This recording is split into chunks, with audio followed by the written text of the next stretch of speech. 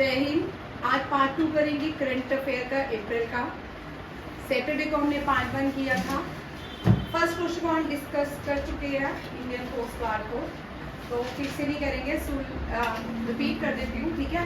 Indian coast guard के director है Rakesh Paul. Rakesh Paul ने इनॉग्रेशन किया है एक्वेटिक स्टेशन का, और ये एक्वेटिक स्टेशन कहाँ पे भारत की कौन सी स्टेट में बनाया गया है? तमिलनाडु मंडपम, ठीक है। और इस साल इंडियन नेवी ने कहा है कि year of the technology Indian army ने ईयर दिया है, और इंडियन नेवी का आप मुझे कल बताओगे, ठीक है। दोनों क्वेश्चन बताओगे। इंडियन नेवी, इंडियन आर्मी तो मैंने बड़ी बार याद कराया, अब आपका क्वेश्चन है इंडियन नेवी ने 2024 इसका ईयर ऑफ डैश, ठीक है। नेक्स्ट देखिए, ये बड़ा इंपॉर्टेंट क्वेश्चन है, इससे मैं आपको 2 क्वेश्चन करंट करवाऊंगी हमन तो, ठीक है।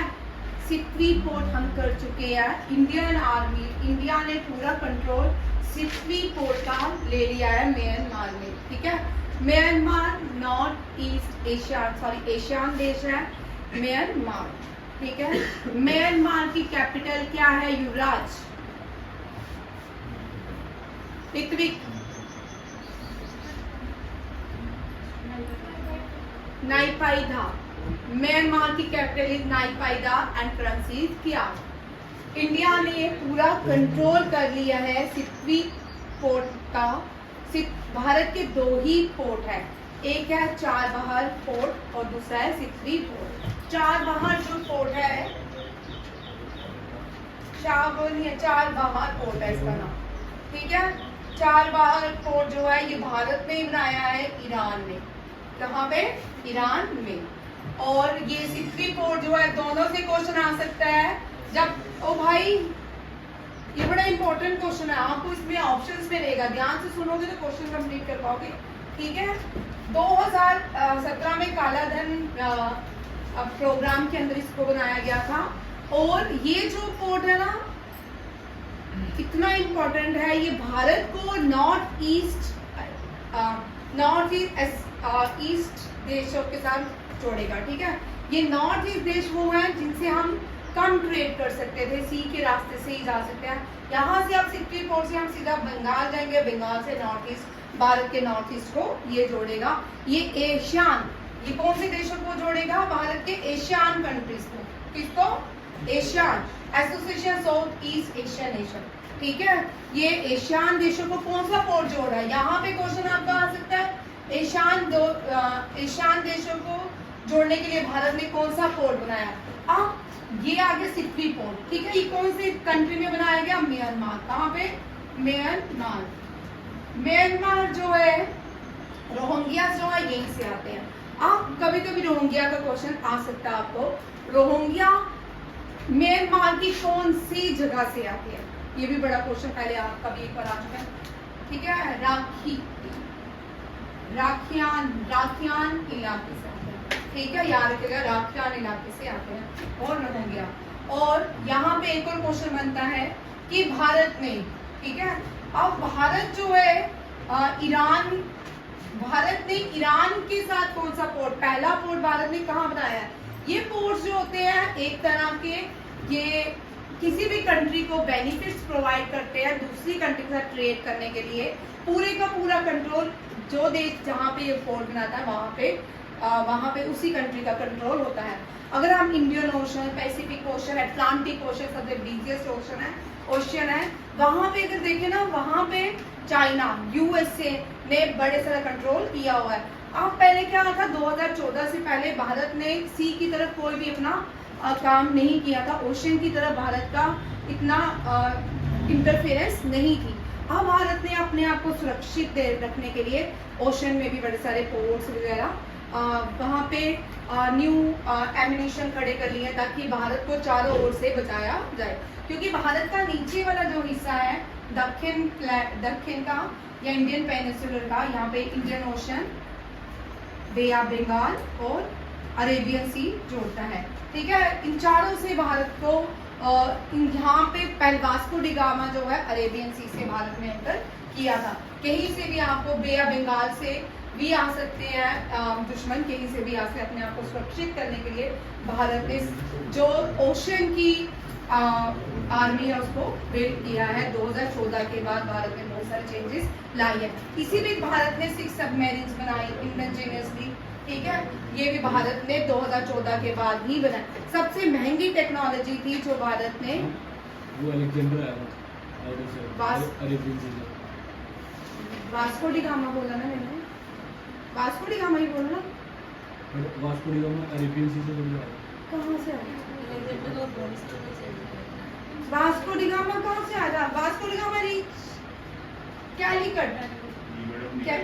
हाँ, बे ऑफ बंगाल है क्या? इंडियन ओशन से आया था भाई।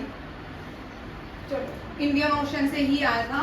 बट यहाँ पे कौन सा, केरला में कौन सा ओशन है? केरला में इंडियन ओशन है, इस साइड अरेबियन सी, इस साइड बे ऑफ बंगाल। भाई बे ऑफ बंगाल कहाँ पे है? इस साइड है, ओडिशा वाली साइड। तो केरला कहाँ पे है? केरला नीचे है ना, बिल्कुल मिड में, इस साइड इंडियन ओशन है। तमिलनाडु में कौन सा है? तमिलनाडु इस साइड पड़ा है। तमिलनाडु में बे ऑफ बंगाल है।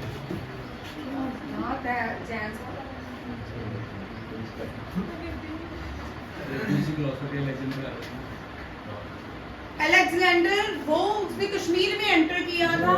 वो बेटा वो झेलम नदी के किनारे आया था।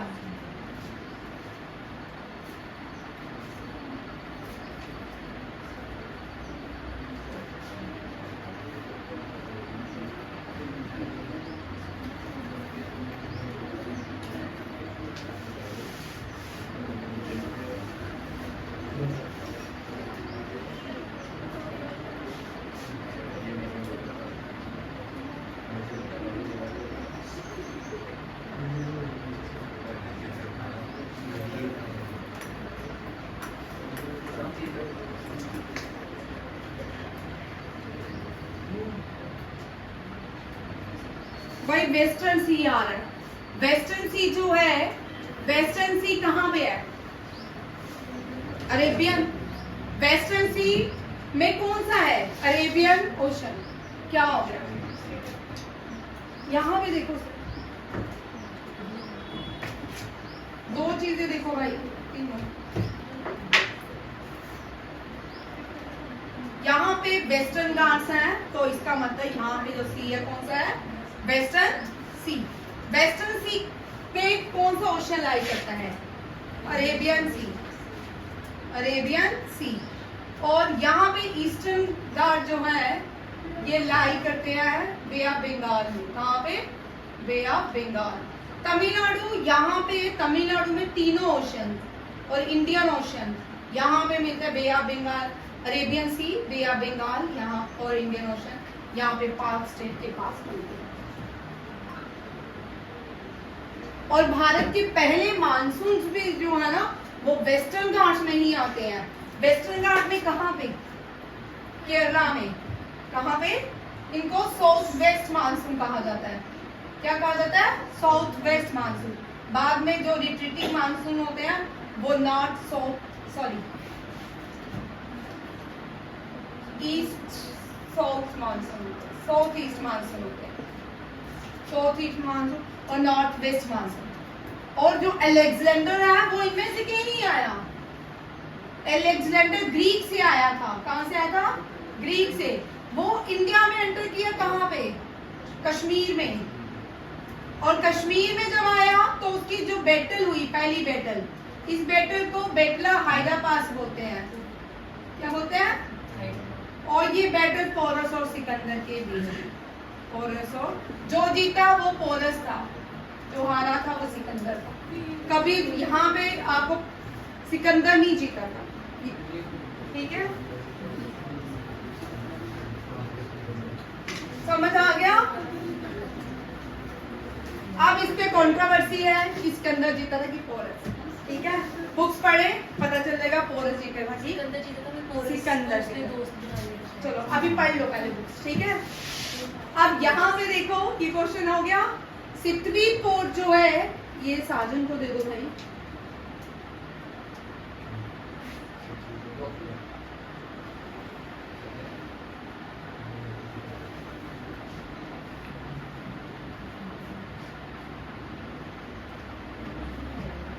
बाद में अपना फोन साथ ही लाइए, तुमको बोलते हो तो कुछ और ही ढूंढते हो, ठीक है। ये याद रखिएगा, ये क्वेश्चन आपके एसआई के एग्जाम में आ सकता है। 60 पोर्ट भारत में म्यांमार बनाया और जो है 4 बाहर पोर्ट ईरान में। अब तीसरा इंपॉर्टेंट क्वेश्चन है, वो यहाँ पे मैंने लिखा नहीं है, बड़ा इंपॉर्टेंट क्वेश्चन है, हम्मन टोटा। लिख लो भाई, हम्मन टोटा, ये करंट अफेयर का अप्रैल का ही क्वेश्चन है।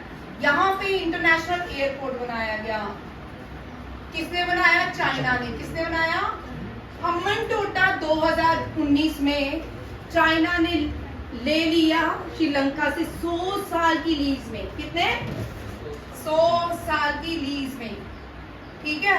अब यहाँ पे क्या हुआ, हम्मन टोटा क्या लिया? एयरपोर्ट नहीं लिया भाई, हम्मन टोटा पोर्ट। हम्मन टोटा पोर्ट किसके पास है? चाइना के पास। अब एयरपोर्ट किसने बनाया था? ये भी चाइना ने। बट चाइना गवर्नमेंट ने, श्रीलंकन गवर्नमेंट ने रिसेंटली हम्मन टोटा की जो सुरक्षा है भारत एंड रशिया को देखी, एंड रशिया, यहाँ पे भारतीय कंपनी और रशिया की कंपनी हम एयरपोर्ट को एक्टिवेट काम करेगी, ठीक है। हम्मन टोटा पोर्ट जो है वो किसके पास है 100 साल की लीज के लिए? क्यों है? चाइना ने, श्रीलंका ने चाइना से मनी लेके यहाँ पे ये पोर्ट, हम्मन टोटा पोर्ट बनवाया। बट वो इतने अपना जो भी उसने लिया उसको कर्ज उसको चुका नहीं पाया, और उसने क्या किया, 100 साल तक उसने इस पोर्ट को लीज में ले लिया। और अगर उसके पैसे जब तक वो नहीं देगा तब तक किसके कंट्रोल में रहेगा? चाइना में। और याद रखिए ये भी क्वेश्चन आ सकता है, क्योंकि एयरपोर्ट जो है रशियन कंपनी और भारतीय कंपनी के पास चला गया है। और हम्मन टोटा कहाँ पे? भारत के नेबरिंग कंट्री, आइलैंड नेशन। और यहाँ पे देखो, इधर देखो एक और क्वेश्चन, ये श्रीलंका भारत का आइलैंड नेबर है। क्या है? सी ओशियनिक नेबर, ठीक है। और 2 आइलैंड नेबर है, एक तो भारत के ये साउथ है और तो ये वेस्ट है। साउथ वेस्ट में भारत के नेबरिंग कंट्री कौन सी है? आइलैंड मालदीव्स। कौन सी है? मालदीव्स, ठीक है। और भारत के नॉर्थ में जो है इसको क्या बोलते हैं? श्रीलंका। इसको टीयर ड्रॉप ऑफ इंडिया भी बोलते हैं। ये भारत की कांसू की तरह है, टीयर ड्रॉप ऑफ इंडिया। और ये जो यहाँ पे एक स्टेट बनाया जाता है उसको Palk state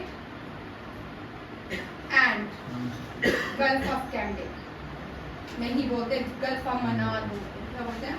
gulf of Mannar national park Tamil Nadu है, याद रखिएगा। और इसको गल्फ ऑफ मन्नार कहा जाता है। गल्फ ऑफ कैम्बे जो है लोथल पोर्ट जो है वो गल्फ ऑफ कैम्बे के किनारे है। ये समझ। नेक्स्ट क्वेश्चन देखिए, संगीत नाटक अकेडमी ने एक फेस्टिवल ऑर्गेनाइज किया जिसका नाम Shakti festival of music and dance. Jawaharlal Nehru university, very important question आ सकता है। ये भारतीय यूनिवर्सिटी है, इसका हाईएस्ट रैंक रहा इंडियन यूनिवर्सिटी में, ठीक है। क्या हाईएस्ट रैंक कौन सा रहा यूनिवर्सिटी में? ये क्वेश्चन इस तरह के छोटे हल्के क्वेश्चन भी एग्जाम में आते हैं, ये छोटे छोटे ये वाले क्वेश्चन रहते हैं, ठीक है। एक अगर 10 मुश्किल होंगे ना, आपको 11 क्वेश्चन इजी वाला मिलेगा। जैसे अभी आपने एनडीए के एग्जाम में देखा कि 8 क्वेश्चन लगातार मुश्किल वाले थे, नीचे एक क्वेश्चन डाल दिया लड्डू, आर्टिकल 32, ठीक है। आर्टिकल 32 क्या है? हाँ, remedies, article heart and soul of Indian constitution. वो क्वेश्चन डाल दिया, वो लड्डू था, वो तो सब बच्चों को आता था, ठीक है ना। एक 4 नंबर का क्वेश्चन आ गया बच्चों को, ठीक है। 8 नहीं आए, एक आ गया 4 नंबर में। नेक्स्ट देखिए, ये पीछे वाली स्लाइड पहले करें। यहाँ से 2 क्वेश्चन भारत के लिए बड़े इंपॉर्टेंट है, आज नहीं, कल नहीं, कभी भी आ सकते हैं किसी भी एग्जाम में, ठीक है। इंटरनेशनल मॉनेटरी फंड, इसका हेडक्वार्टर वॉशिंगटन डीसी है। इसका हेडक्वार्टर कहाँ पे है? Washington. George Washington was the first president of USA, ठीक है। उसी के नाम पे वॉशिंगटन डीसी है। George Washington was the first president of US, ठीक है। अब क्वेश्चन क्या है? इंटरनेशनल मॉनेटरी फंड में ये एसआई के लिए इम्पोर्टेंट, जेकेएसएसबी के लिए इम्पोर्टेंट। इस तरह के क्वेश्चन जो होते हैं जेकेएसएसबी में आपको आ सकते हैं, ठीक है। और इंटरनेशनल मॉनेटरी फंड ने रीअपॉइंट किया है, ये 2019 में भी थी, अब फिर से आ गई है। क्रिस्टलिना जॉर्जीवा, क्रिस्टलिना जॉर्जीवा और एंटोनियो ग्यूटेरेस, ये भी रीअपॉइंटेड हुए 2023 में। किसके प्रेसिडेंट है ये? यूनाइटेड नेशन, ये दोनों ही रीअपॉइंट है, ठीक है। इंटरनेशनल मॉनेटरी फंड जो है इसके जो एमडी बनी है क्रिस्टलिना जॉर्जीवा और एंटोनियो ग्यूटेरेस जो है प्रेसिडेंट है यूनाइटेड नेशन के। अब यहाँ पे एक क्वेश्चन दो इंपॉर्टेंट है, इनको हमेशा याद रखिएगा। जो पहली वुमेन, आप भी यहाँ जो भी एमडी बनते हैं या फर्स्ट वुमेन जो बनी भारत की इंटरनेशनल मॉनेटरी फंड की डिप्टी चेयरमैन बनी थी, वो थी गीता गोपीनाथन, दोनों याद रखिए। गीता गोपीनाथन जो है फर्स्ट वुमेन है, इंडियन ओरिजिन की है, ठीक है। एंड सेकंड पर्सन है जिनकी तस्वीर इंटरनेशनल मॉनेटरी फंड की वॉल पे हैंग की गई है। कहाँ पे? इंटरनेशनल मॉनेटरी फंड के वॉल में हैंग की है, वॉल में हैंग की है। कौन है? Gita Gopinathan. Who was the first Indian? First कौन है?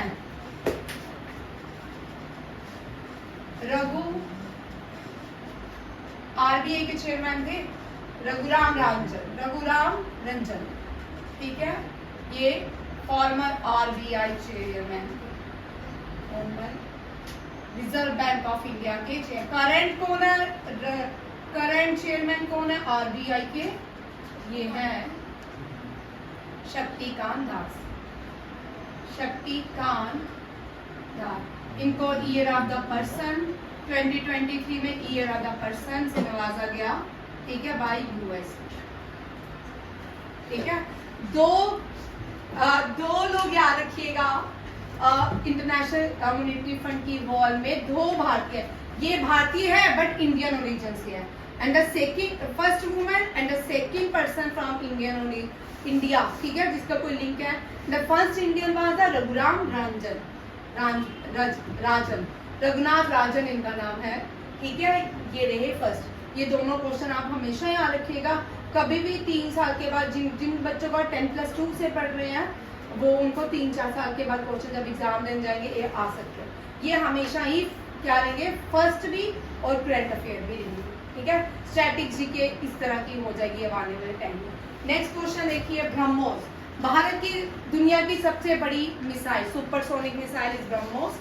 इंडिया ने रशिया और इंडिया ने रशिया के साथ मिलकर बनाई ब्रह्मोस, ठीक है। और रशिया की इसका नाम है ब्रह्मोस, ठीक है। ब्रह्मपुत्र भारत की नदी है, उस नदी के नाम पे इसका नाम है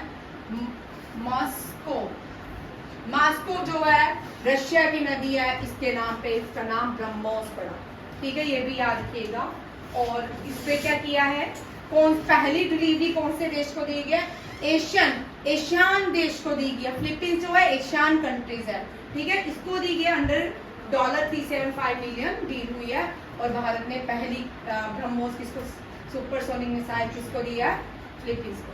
नेक्स्ट है वेरी इंपॉर्टेंट, ये अगर आप पिक्चर देखोगे थोड़ा सा आपका दिल दुखी होगा, थोड़ा भी बहुत दुखी होगा, पिक्चर बड़ी सैड है।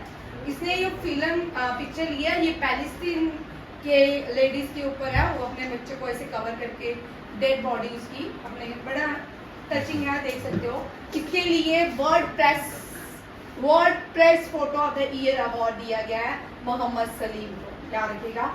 Mohammad Salim win world press photo of the year, very important for JKSSB exam. Dinesh Kumar Tripathi, अभी जितने भी एग्जाम आने वाला है विदिन 6 मंथ ये क्वेश्चन आप करिएगा। ये चीफ ऑफ इंडियन नेवी बने हैं, ठीक है।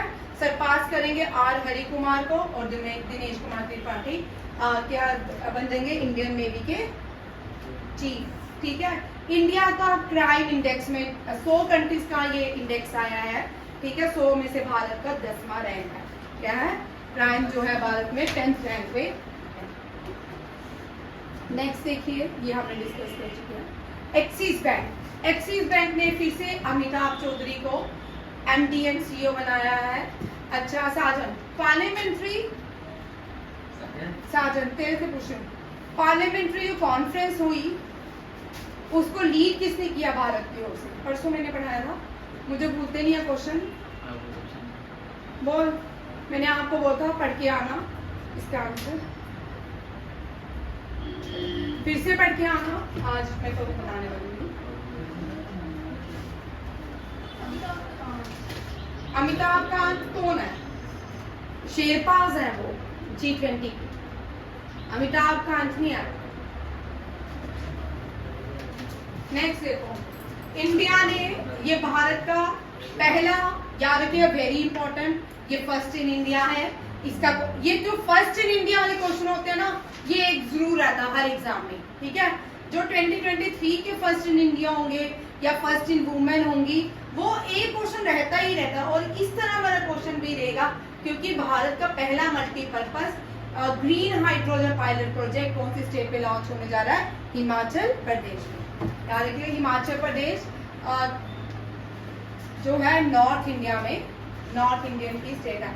और ओल्डेस्ट जो फोर्ट भी है भारत का, वो भी हिमाचल प्रदेश में कांगड़ा फोर्ट है। कौन सा है? कांगड़ा फोर्ट। आगे देखिए, council of scientific and industrial research, इन्होंने अपना पेट्रोलियम इंस्टीट्यूट ऑफ पेट्रोलियम ने अपना 65th फाउंडेशन डे मनाया है। 65th फाउंडेशन डे किसने मनाया है? Council of scientific and research Indian institute of petroleum में। नेक्स्ट है वेरी इंपॉर्टेंट SCO की मीटिंग के लिए डिफेंस सेक्रेटरी श्री गिरिधर अरमेन, ये इनको भारत की तरफ से भेजा गया है SCO शंघाई कोऑपरेशन ऑर्गेनाइजेशन को लीड करने के लिए। SCO में बार बार बनाते हैं, जो चैप्टर बार बार पढ़ते हो, बार बार वो रिपीट होते हैं, बार बार ऑर्गेनाइजेशन रिपीट होती है, ठीक है। उस दिन मैंने डिटेल में SCO करवाया था, आज फिर से हाईलाइट देखो। SCO इसका प्रेसिडेंसी रशिया के पास, किसके पास है? रशिया नहीं, कजाकिस्तान के पास भाई, अस्ताना में हुआ ये, वो ब्रिक्स की रशिया के पास है, ठीक है। SCO की किसके पास है? कजाकिस्तान। अस्ताना कैपिटल है किसकी? किर्गिस्तान की अस्ताना है कि कजाकिस्तान? कजाकिस्तान अस्ताना, चेक करना, मैं खुद ही कर लेती हूँ। SCO के 9 कंट्री मेंबर्स हैं। जो न्यू मेंबर बना है, जो न्यू मेंबर बना है वो ईरान है, ठीक है। हेडक्वार्टर इसका शंघाई में है, शंघाई में नहीं है भाई, बीजिंग में, बीजिंग चाइना। मैंने सोचा आप बोलोगे शंघाई, तो ठीक है। Shanghai SCO stand for Shanghai corporation organisation, याद रखिएगा SCO है। लेटेस्ट क्वेश्चन ये आ सकता है। और अभी SCO की जो एक्सटर्नल अफेयर मिनिस्ट्री में मीटिंग हुई थी, उसमें किसने? जयशंकर ने पार्टिसिपेट किया था। किसने? जयशंकर ने भारत की तरफ से SCO में पार्टिसिपेट किया था। अब डिफेंस सिक्योरिटी मीटिंग है, तो इसमें कौन? गिरिधर अर्मेनिया, ये डेलीगेशन लेके कहाँ गए? अस्ताना कजाकिस्तान में defence minister of Shanghai cooperation organisation की मीटिंग थी, ठीक है। ये जो शंघाई कोऑपरेशन ऑर्गेनाइजेशन है ना, ये गेम्स भी करवाता है, ठीक है। इंडिया और पाकिस्तान के बीच ये गेम्स भी करवाता है, ये भी बड़ा इंपॉर्टेंट है। नेक्स्ट देखिए क्वेश्चन, सनफ्लावर, वेरी इंपॉर्टेंट ये क्वेश्चन आ सकता है। Film and television institute of India, FTTI stand for film and television institute of India ने इंडिया के स्टूडेंट्स की मूवी, एक मूवी है जिसको कान 77 कान फेस्टिवल में क्या किया गया? सिलेक्ट किया गया। और इस मूवी का नाम क्या? Sunflower, the first one to know, very important, ये लिख लो। कान 77 कान में कौन सी भारतीय मूवी को सिलेक्ट किया गया है? ये है sunflowers for the first one to know, ठीक है। ये याद रखिएगा, ये बड़ा इंपॉर्टेंट है। और इस तरह के क्वेश्चन जब भारत की मूवीज चुनी जाती हैं या एशिया की कोई भी ऐसी मूवीज, ठीक है, भारत और एशिया दोनों का याद रखिएगा, उस तरह के क्वेश्चन मूवीज में आते हैं, ठीक है। और रिसेंटली फ्रांस फिल्म फेस्टिवल पहली बार कहाँ मनाया गया? फ्रांस फिल्म फेस्टिवल कोलकाता में मनाया गया। कहाँ मनाया गया? कोलकाता में, ये भी याद रखना। अब नेक्स्ट आते हैं पंचायती राज, वेरी इंपॉर्टेंट। अप्रैल 24 को भारत ऑब्जर्व करता है पंचायती राज। 73rd amendment, 73rd amendment, 73rd amendment क्या थी? पंचायती राज। क्या थी? पंचायती राज, ठीक है, सॉरी, पंचायती राज। 73rd अमेंडमेंट पंचायती राज। 74th अमेंडमेंट जो थी वो म्युनिसिपल कॉर्पोरेशन था, ठीक है। शेड्यूल 11th में आता है, ये 12th में। अभी originally they how many schedule in the constitution? Originally originally पहले कितने थे? पहले 8 थे। ओरिजिनली 8 थे, करंट 12 है, ठीक है। 8 schedule deals with the language. How many language of Bharat? 22 languages. कितनी है? 22 language comes under the 8th schedule, ठीक है। 9th शेड्यूल क्या बोलता है? ये इतना इंपॉर्टेंट है। 7th शेड्यूल क्या बोलता है?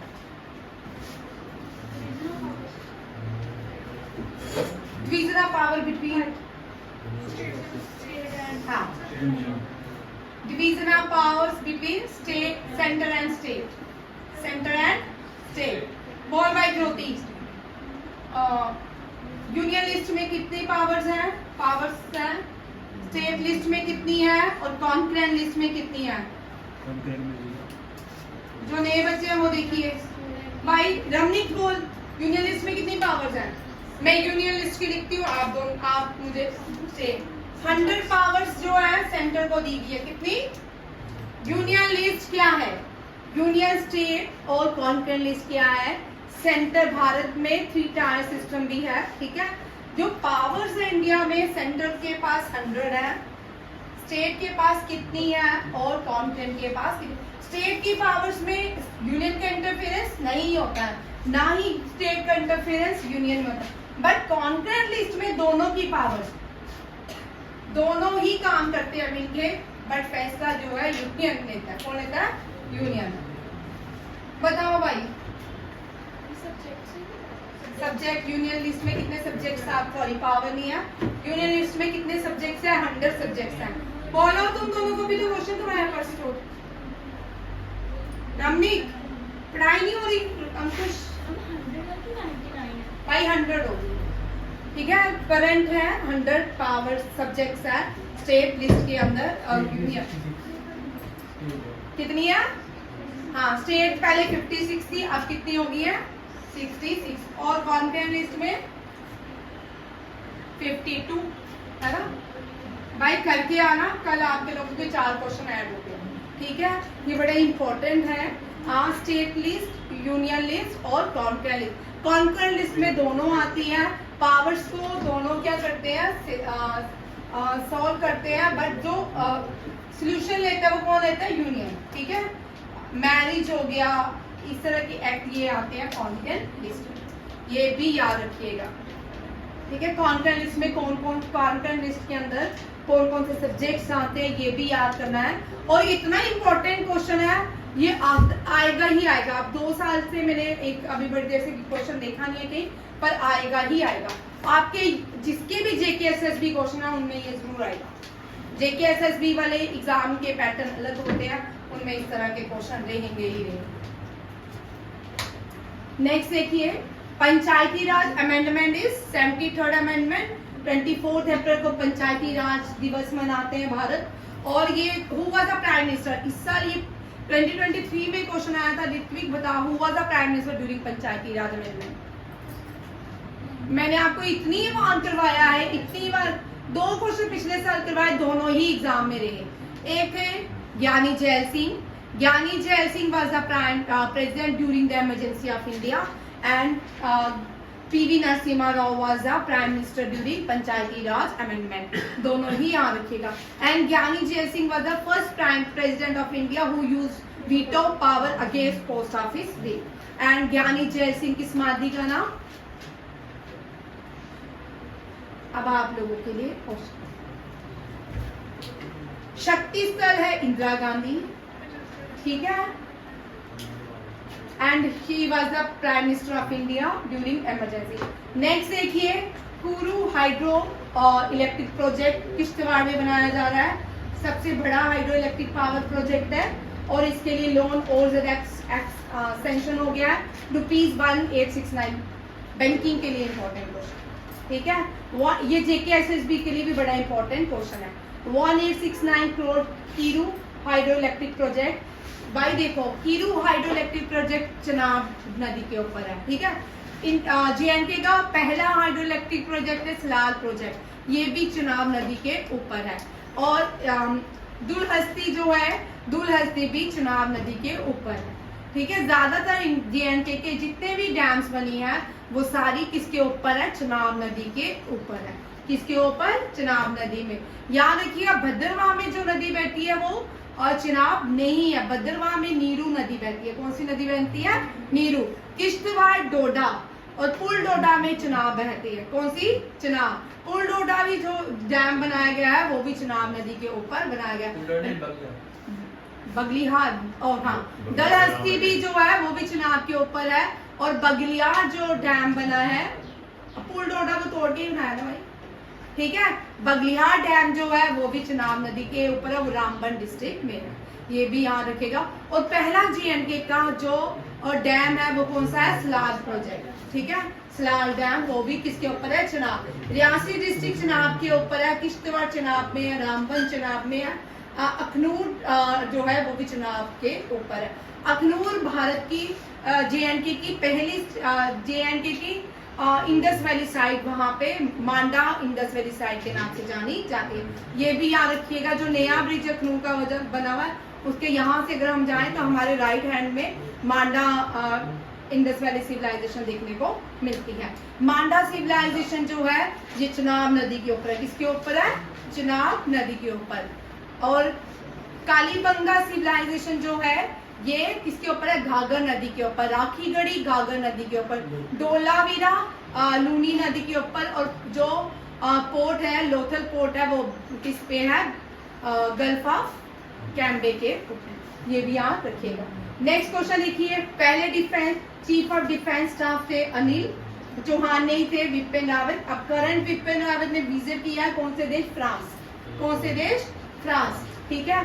और विपिन रावत का स्टैचू कौन सी भारत की कौन सी सिटी में बनाया गया है? देहरादून में, ठीक है, जिसको recently defence minister Rajnath Singh ने इनवेल किया था। नेक्स्ट देखिए, लॉ में वेरी इंपॉर्टेंट क्वेश्चन, इसका थीम देखिए, क्रिमिनल जस्टिस सिस्टम। भारत में जो IPC है, इंडियन पिनल कोड है, वो ब्रिटिशर के टाइम का ही बना हुआ है। क्या वो चेंज होना चाहिए? बिल्कुल होना चाहिए, ठीक है। एक जैसी सेक्शंस पढ़ के वही बोर्ड सेक्शन पढ़ाते रहते हैं। और अब अगर लॉ चेंज होते हैं, किसको मुश्किल होगी? लॉयर्स को याद करने पड़ेंगे, स्टूडेंट्स को, ठीक है। तो इसीलिए सुप्रीम कोर्ट नहीं चाहता है, या मतलब इस तरह की ज्यूरिडिक्शन नहीं चाहती है कि लॉ चेंज होना चाहिए, क्योंकि बड़ी सारी प्रॉब्लम उनको लगता है क्रिएट हो जाएगी। जो राजा महाराजों के टाइम के लॉज थे वो भी आज इंडिया में IPC के अंदर फॉलो किए जाते हैं। अब ना राजा रहे, ना महाराजा रहे, ना कॉलोनियल रूल रहा, अब ये नया भारत है, यहाँ पे लॉज भी चेंज होने चाहिए, ठीक है। मिनिस्ट्री ऑफ लॉ जो है कॉन्फ्रेंस हुई, थीम रहा इसका India progressive path. Very important, यहाँ पे थीम क्या पूछ सकते हैं? जो मिनिस्ट्री ऑफ लॉ ने कॉन्फ्रेंस की क्रिमिनल जस्टिस के ऊपर, उसका थीम क्या रहा? India progressive path. Very important. International cricket council ने T20 वर्ल्ड कप के जो ब्रांड एम्बेसडर बनाया है, युवराज सिंह को बनाया है, ठीक है। ये क्वेश्चन तो आपको वैसे ही आ जाते हैं। चेयरमैन ऑफ रेसलिंग फेडरेशन कौन है? India athletes commission. Very important question, नीचे वाले दोनों रिपीट किए हैं मैंने, ये दोनों ही इंपॉर्टेंट क्वेश्चन है। ये दोनों ही क्वेश्चन अगले साल भी आ सकते हैं, ठीक है।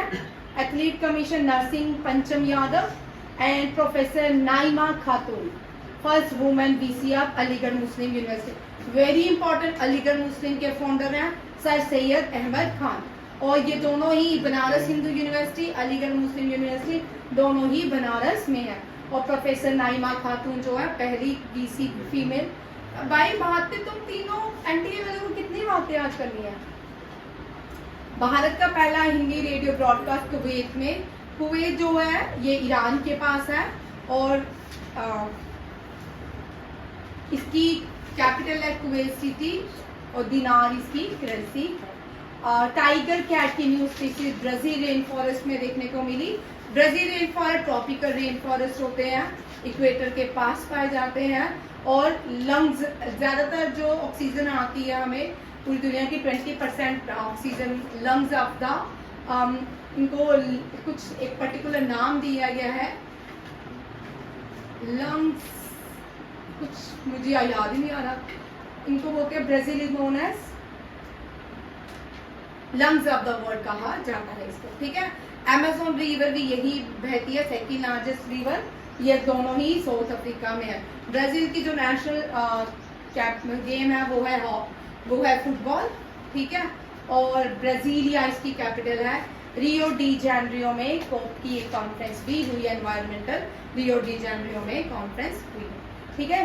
60 ईयर ओल्ड अर्जेंटीनियन ये वुमेन है, ये क्या किया इसने, मिस यूनिवर्स बनी है बिनोस एयर्स में। Buenos Aires is the capital of Argentina, ठीक है।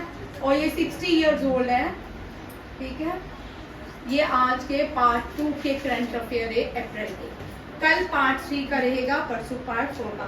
इसके साथ आपके अप्रैल के सारे करंट अफेयर खत्म हो जाएंगे। जिन बच्चों ने नहीं किया उनके सारे रिवीजन भी हो जाएगी और उनका सारा कंप्लीट भी हो जाएगा। जिन्होंने कर लिया उनकी रिवीजन, ठीक है। थैंक यू, जय हिंद।